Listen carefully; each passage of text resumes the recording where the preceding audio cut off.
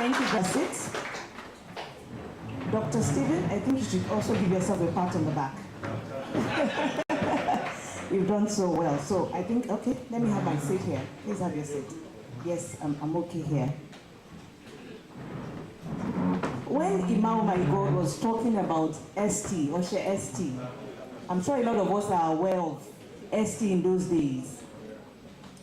And I'm very sure also that many of us don't know why ST went down the drain. And that was because the owner of ST was not listening. He wasn't listening to his employee. That was it. Gtext, just as Farouk said, is a beacon of innovation. And Dr. Stephen here would say, you are a layer, a man of different layers. You've done so well in the industry. And yes, you have listened. For Gtext to be standing 15 years today, it means you have listened and you've empowered your staff. So, would love to know, how has the journey been so far? Well, thank you very much. I appreciate that. The journey has been tough, as we all know. I remember that we started the company in my one-room apartment on campus. And we had started an NGO called Infinity Foundation. And we were struggling to raise funds for orphans and the less privileged. So when we were to then, at some point also we had to do registration. We couldn't even afford to register as an incorporated NGO because it was more expensive. So we had to start with a business name. And we needed to have a business that was generating income to help us fund some of the charity works that we were doing. And that was really the foundation. So some of our early business was we sold popcorn, we hawked electronics, we had a trade fair event, you know. One of your colleague journalists that brought all of you doesn't want me to tell this story. But, please tell us. But the story was one of those trade fair I had done on campus. I got permit to organize the trade fair, brought vendors. And the second day, the VC instructed that we should all get out of the place. And, you know, the narrative was that we didn't get permits. And we had the letter. I remember even having to go to meet the VC. I, you know, prostrated, had to beg him. I needed the money. I would use it to pay my school fees. You know, I mean, he just walked me out of his presence. And so now I had to go and confront more than 20 vendors who had paid and had used their money to pay for canopy, to chair. So it's not as if we have the funds to refund. So you have to defend the fact that the school claimed that it didn't have permits. You have to defend their money. So I went back begging, some even locked my shirt. You know, they used to call me pastor there because I pastored on campus. Pastor, who are that? Who are that?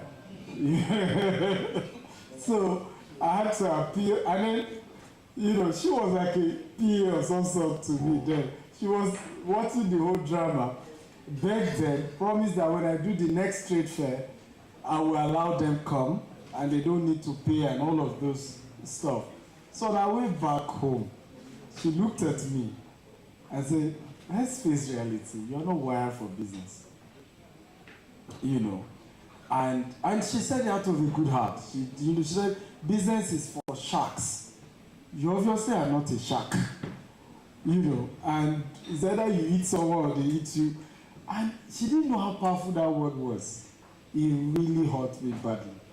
Because I went back and I thought, but I believe I'm on the right track. I believe I'm doing the right thing. And I believe business shouldn't be about eating anyone. The air is so wide, we can all fly. Right? Only vultures have to compete for space. Eagles don't even struggle. Right?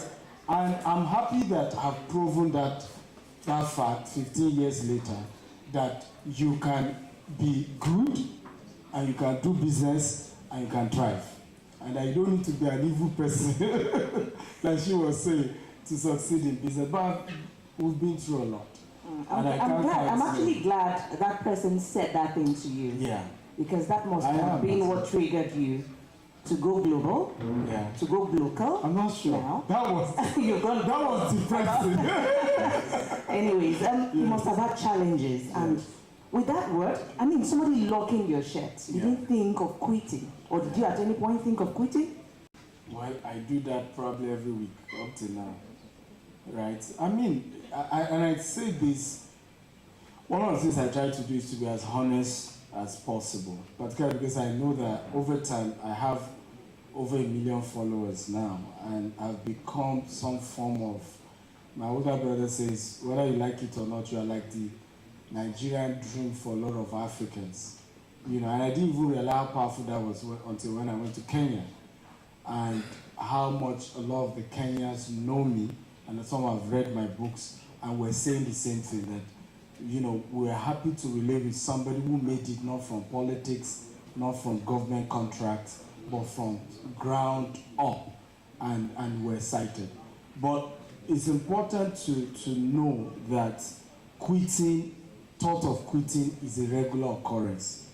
You know, I mean, we have, Rugged Man is probably 30 years in music now.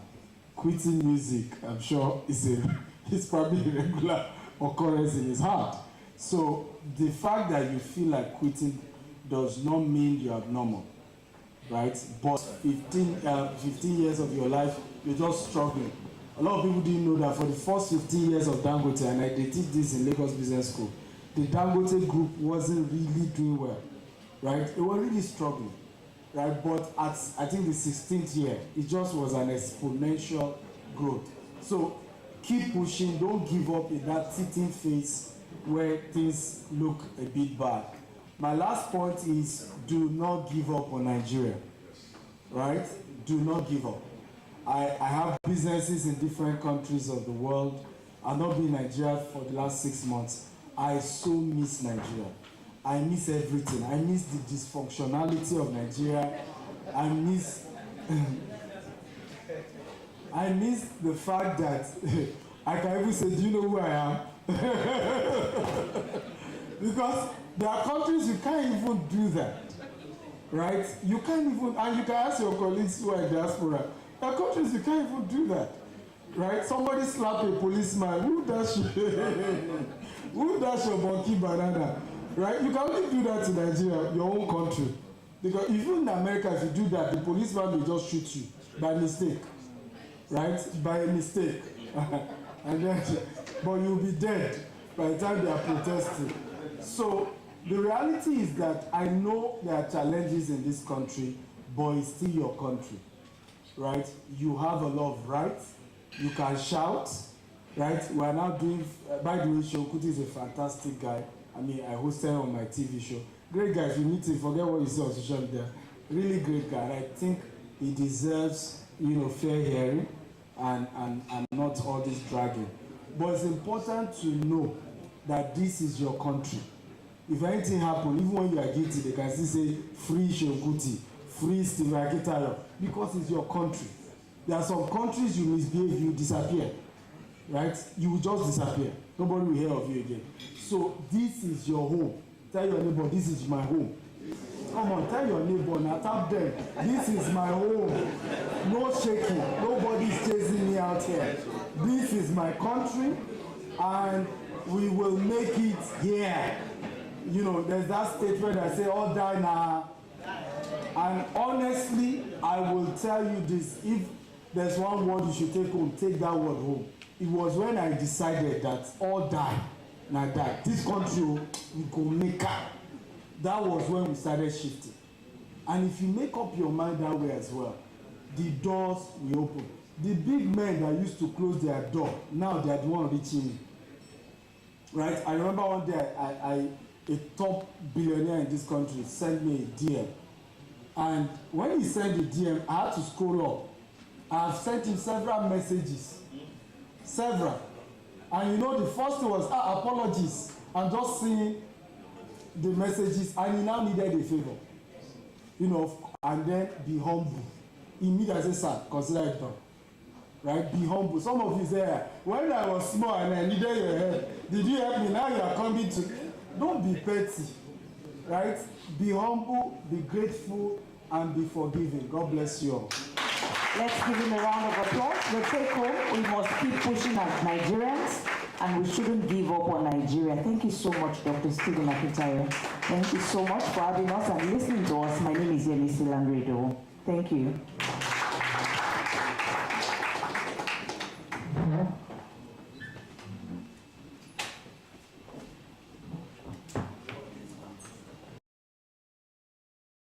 One more time. That's, you know where I be.